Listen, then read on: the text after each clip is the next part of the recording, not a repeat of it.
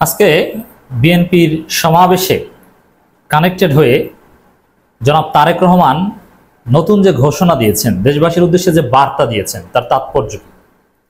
এবং আরেকটা কথা বলতে চাই, বিএনপি এই মুহূর্তে যেটা চায়, বিএনপির প্রত্যাশা পূরণ হবে না। বিএনপি কি চায় এই সময়, দিস ইজ অলসো সিগনিফিকেন্ট এবং তারেক রহমানের বক্তব্য থেকে স্পষ্ট। দর্শক, আপনারা জানেন আজকে নয়াপল্টনে বিএনপির সমাবেশ অনুষ্ঠিত হয়েছে। গণতন্ত্র দিবস উপলক্ষে যে সমাবেশ আরও আগে হওয়ার কথা ছিল, কিন্তু আবহাওয়াজনিত কারণে আজকে করা হয়েছে। লোকসমাগম উপস্থিতির দিক থেকে বিএনপি সমাবেশ সফল, কারণ স্মরণকালের সেরা সমাবেশ হয়েছে। প্রচুর পরিমাণ লোক উপস্থিত হয়েছে, লোকে লোকারণ্য। এত পরিমাণ লোক অন্য কোনো দল ঢাকায় হাজির করতে পারবে না, এই সামর্থ্য নাই। বিএনপির ডাকে পঙ্গপালের মতো লোক এসেছে, বাট এখন লোক আসার তাৎপর্য খুব কম, কারণ এখন তো লোক নেই। এখন তার সরকার বিরোধী আন্দোলনের দরকার নেই। এখন তো ব্যাপক লোক সমাগম করে কাকে দেখাবে, কি করবে? বরং এখন দরকার ফ্লোটিং ভোটারদের অ্যাট্রাক্ট করা, তাদের সমর্থন আদায় করা, ভোট বাড়ানো, জনগণের আস্থা। এত কর্মী এখন আদৌ দরকার নেই, বরং এত কর্মী এটা বিএনপির জন্য বোঝা। এরা বিএনপিকে আরো বিতর্কিত করে। এবং আজকে ঢাকা সহ বিভিন্ন জায়গায় রাস্তাঘাট বন্ধ করা, বিএনপি সমাবেশের কারণে ব্যাপক যানজট, এটা জনমনে নেতিবাচক প্রতিক্রিয়া তৈরি করেছে। এটা আমরা আগেই বলেছি। তো দর্শক, তারেক রহমান যেটা বলছেন, অন্তর্বর্তী সরকারকে ব্যর্থ হতে দেয়া যাবে না। তারেক রহমান অন্তর্বর্তীকালীন সরকারের সব কার্যক্রম মনোভূত না হলেও সরকারকে ব্যর্থ হতে দেওয়া যাবে না বলে মন্তব্য করেছেন বিএনপির ভারপ্রাপ্ত চেয়ারম্যান তারেক রহমান। তিনি বলেন, মনে রাখতে হবে এই সরকারের ব্যর্থতা আমাদের সবার ব্যর্থতা, তাই অন্তর্বর্তী সরকারকে কোনোভাবে ব্যর্থ হতে দেওয়া যাবে না। তবে নিজেরা যেন নিজেদের ব্যর্থতার কারণ না হন, সে ব্যাপারে তাদের সতর্ক থাকতে হবে। এর মাধ্যমে কিন্তু সরকারকে মোটামুটি ভালোই কঠিন বার্তা দিয়ে মির্জা ফখরুল ইসলাম আলমগীরও কিন্তু সরকারকে, মানে সরকারের মধ্যে ফ্যাসিজমের প্রেতাত্মা আছে এবং তাদের কারণে সরকার ব্যর্থ হতে পারে, এরকম একটা সম্ভাবনা মির্জা ফখরুল, তারেক রহমান, টোটাল বিএনপি বিশ্বাস করে। এবং বিএনপির এই বিশ্বাসের সাথে আমরা একমত যে সরকারের মধ্যে কিছু দালাল রয়েছে। বিশেষ করে এটা বিএনপি কোন স্বার্থে বা কাকে খুশি করার জন্য নাম বলে না, এটা নাম বলা দরকার, খোলামেলা সমালোচনা হওয়া দরকার। ডক্টর ইউনূস কোনো ভুল করলে একেবারে নাম ধরে ডক্টর ইউনূসের সমালোচনা হবে। এখন তার আওয়ামী লীগ যুগ না যে নাম ধরে মন্ত্রীদের বা উপদেষ্টাদের সমালোচনা করা যাবে না, ওপেন সমালোচনা করতে হবে। This is democracy. যেমন আমি বারবার বলি, আমরা তিনজন লোককে এই মুহূর্তে সন্দেহের চোখে দেখি, যারা আওয়ামী লীগের পারপাস সার্ভ করছে, যাদের নেতৃত্বে আওয়ামী লীগের প্রেতাত্মারা কোনো না কোনোভাবে সরকার বা প্রশাসনের প্রভাব বিস্তার করতে যাচ্ছে। এক, আলী ইমাম মজুমদার, তার হাত ধরে আওয়ামী লীগ ছাত্রলীগের অনেক লোকজন প্রশাসনের বিভিন্ন জায়গায় পদায়ন পাচ্ছে। দুই, ডক্টর আসিফ নজরুল, তিনি আওয়ামী লীগ শাহবাগী ভারতের দালালদের বিভিন্ন জায়গায় নিয়োগ দিচ্ছেন। এটা স্পষ্ট, দিবালোকে স্পষ্ট। এমনকি আওয়ামী লীগের লোকজনের বিচার প্রক্রিয়া খুব ধীর গতিতে চলছে, তেমন কোনো আশার খবর আমাদের নেই। অতএব আলী ইমাম মজুমদার, ডক্টর আসিফ নজরুল এবং ডক্টর আফামা খালিদ, এই তিনজন সুনির্দিষ্টভাবে আওয়ামী লীগের পক্ষে কাজ করছেন। দেখেন আফামা খালিদ সাহেব কি করছেন, তিনি তার মন্ত্রণালয়ের অধীনে সবচেয়ে কম সংস্কার হয়েছে। আওয়ামী লীগ বা হাসিনার আমলে হাসিনার বিশ্বাসযোগ্য লোক যাদেরকে নিয়োগ দেওয়া হয়েছে, তারা প্রায় সবাই ধর্ম মন্ত্রণালয়ের অধীনে যেসব প্রতিষ্ঠান সেসব জায়গায় বহাল তবিয়াতে আছে, প্রায় সবাই। বরং অনেককে প্রমোশন দেওয়া হয়েছে। যেমন হাসিনার খুব বিশ্বস্ত ওয়ালিউর রহমানকে বাইতুল মোকাররমের ভারপ্রাপ্ত খতিব করেছে আফামা খালিদ সাহেব। ইসলামী ফাউন্ডেশনের ডিজি থেকে শুরু করে বিভিন্ন পদে পরিচালক অনেক সেই হাসিনার আমলের লোকজনই আছে, হাসিনার বিশ্বস্ত লোকজনই আছে। এভাবে বিএনপি সাহস করে বলুক, তারেক রহমানকেও বলতে হবে, নাম ধরে বিএনপি যদি কারো নাম ধরে সমালোচনা করে, তার 12টা বেড়ে যাবে, সে আর দালালি করার সুযোগ পাবে না। তিনি বলেন, মনে রাখতে হবে এই সরকারের ব্যর্থতা আমাদের সবার ব্যর্থতা। তারেক রহমানের বক্তব্য যথেষ্ট ভারসাম্যপূর্ণ, তবে কিছু জায়গায় আমাদের একটু আপত্তি আছে।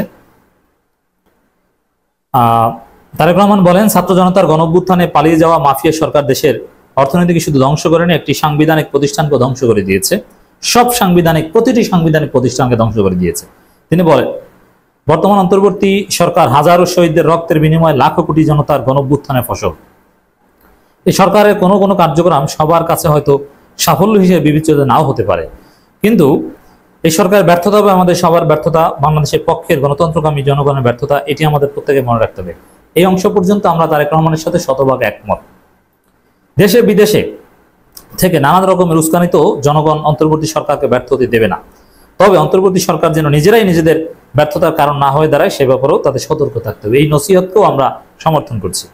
বিএনপির ভারপ্রাপ্ত চেয়ারম্যান আরও বলেন, বাংলাদেশে কিংবা যে কোনো দেশেই গণঅভ্যুত্থানের মাধ্যমে গঠিত সরকার অবশ্যই জনগণের সরকার, তাই জনগণকে অন্তর্বর্তী সরকারের প্রতি সহযোগিতা অব্যাহত রাখতে হবে। এই পয়েন্টটার সাথে আমরা শতভাগ একমত যে এই অন্তর্বর্তীকালীন সরকারের জনগণের ম্যান্ডেট নাই, তারা এই করতে পারবে না সেই করতে পারবে না, এটা ঠিক নয়।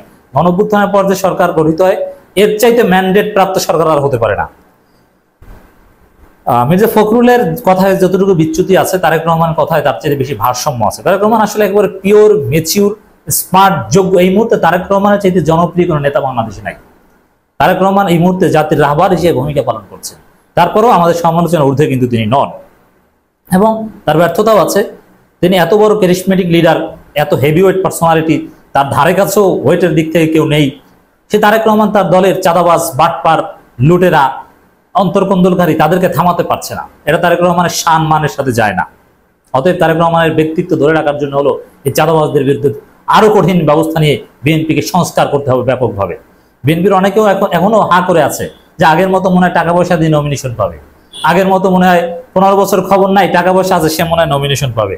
এখনো এরা তৎপর হয়েছে। 15 বছর যাদের খবর নেই এখন তৎপর, লাভ হবে না। তারেক রহমান যথেষ্ট ম্যাচিউর হয়েছেন বা সংশোধিত রাজনীতি করছেন। বিএনপি ভারপ্রাপ্ত চেয়ারম্যান তারেক রহমান আরো বলেন, বাংলাদেশে কিংবা যে কোনো দেশেই তবে কোনো এক পর্যায়ে অন্তর্বর্তী সরকার জবাবদিহিও কিন্তু নির্বাচিত সংসদের মাধ্যমে নিশ্চিত করা হয়। সুতরাং জনগণের রাজনৈতিক ক্ষমতার মাধ্যমে একটি নির্বাচিত সংসদ এবং সরকার প্রতিষ্ঠায় অন্তর্বর্তী সরকারের সব সংস্কার কার্যক্রমের প্রথম এবং প্রধান টার্গেট হওয়া জরুরি। এই কথাটা ঠিক থিওরিটিক্যালি, তবে প্র্যাকটিক্যালি কিছু বিষয় আছে।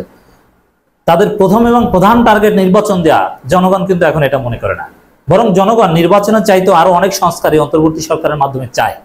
এই বিষয়ে সন্দেহ থাকলে বিএনপি বলুক সরকারের গণভোট দিতে, যে সরকারের কাছ থেকে কি কি সংস্কার চায়, নির্বাচিত সরকারের মাধ্যমে কি সংস্কার চায়।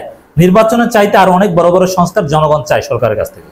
এর মানে তারেক রহমান বা বিএনপি খুব বেশি বেশি নির্বাচনের কথা বলছে, এটা আমরা বুঝি, কারণ নির্বাচন হলে তারাই ক্ষমতায় আসবে। কিন্তু এত দ্রুত ক্ষমতা আসার তাদের প্রত্যাশা মনে হয় পূরণ হবে না, আর একটু ধৈর্য ধরতে হবে। মির্জা ফখরুল আর একটা কথার জবাব দিতে চাই। ফখরুল সাহেব যেটা বলেছেন, যে সব যদি এই অন্তর্বর্তীকালীন সরকারই করে সংস্কার, তাহলে সংসদ কি দরকার। এর জবাবে আমরা বলবো যে আপনারা যেহেতু ক্ষমতায় আসবেন, আপনারা একটু রিল্যাক্সে থাকতে পারবেন, একটু চুপচাপ বসে থাকবেন, আপনাদের কাজ অনেকাংশে করে দেখ সরকার, সমস্যা কি। আর জনগণের মতামতের ভিত্তিতে করতে হবে, দিস ইজ পয়েন্ট। আমি তো আগেও বলেছি যে পার্লামেন্টারিয়ান সিস্টেমের চাইতে গণভোট জনগণের মতামত আরো ভালোভাবে রিফ্লেক্ট করে। তিনি বলেন, এজন্যই অগ্রাধিকার ভিত্তিতে জনগণের ভোটে নির্বাচিত প্রতিনিধিদের দ্বারা গঠিত জবাবদিহিমূলক সরকার এবং সংসদ প্রতিষ্ঠার লক্ষ্যকে সামনে রেখেই সংস্কার কার্যক্রম এগিয়ে নেওয়া দরকার। কারণ জনগণের রাজনৈতিক ক্ষমতায়ন ছাড়া, সংস্কার কার্যক্রম প্রক্রিয়ায় জনগণের সরাসরি সম্পৃক্ততা ছাড়া উন্নয়ন, গণতন্ত্র কিংবা সংস্কার কোনটিতে টেকসই এবং কার্যকর হয় না। এই কথাটাও থিওরিটিক্যালি ঠিক, কিন্তু তার চাইতেও বেশি ঠিক গণভোটের মাধ্যমে যদি সংস্কার করে, তার চাইতে জনসম্পৃক্ত সংস্কার আর হতে পারে না। তারেক রহমান বলেন, একটি অবাধ, সুষ্ঠু এবং নিরপেক্ষ নির্বাচনের মাধ্যমে প্রতিটি ভোটারের ভোট দেওয়ার অধিকার নিশ্চিত করে ভোটারদের কাঙ্ক্ষিত প্রতিনিধি নির্বাচনের অধিকার প্রতিষ্ঠার মাধ্যমে জনগণের রাজনৈতিক ক্ষমতা নিশ্চিত করা সম্ভব।